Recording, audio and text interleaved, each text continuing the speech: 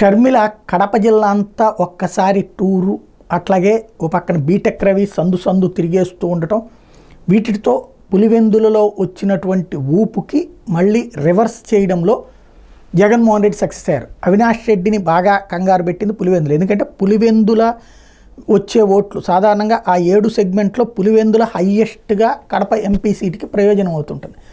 అట్లాగే మరొక 2-3 సీట్లు అన్నటువంటిది 1-2 చోట్లనే కొంత తక్కువ వస్తుంటాయి. అక్కడ కూడా మళ్ళీ ప్రతి అసెంబ్లీ నియోజకవర్గంలో కూడా ఒకవేళ జమ్మలమడుగు లాంటి చోట్ల ఫర్ ఎగ్జాంపుల్ ఇటు గెలిచిన ఆదినారాయణ రెడ్డి అటు ఎంపీ ఓట్లకు అటుకు వెళ్ళినటువంటి సందర్భాలు గతంలో కూడా ఉన్నటువంటి. కాబట్టి ఆ క్రాస్ ఓటింగ్ అన్నది ఎంపీకి నడుస్తూ వచ్చింది. ఈ దఫా అట్లా నడుస్తుందా లేదా అన్న భయానికి జగన్మోహన్ రెడ్డి వెళ్ళి ఏదైతే షర్మిల చేసిన ఆరోపణలకి సమాధానం చెప్పడంతో అప్పటిదాకా వైసీపీ శ్రేణులకు ఉన్నటువంటి ఒక టెన్షన్ తగ్గిందని చెప్పాలా. బట్ ఓటర్ మైండ్ ఏంటన్నది మాత్రం ఎవరికి తెలియట్లేదు. అది రేపు రిజల్ట్ రోజున కానీ తెలియదు.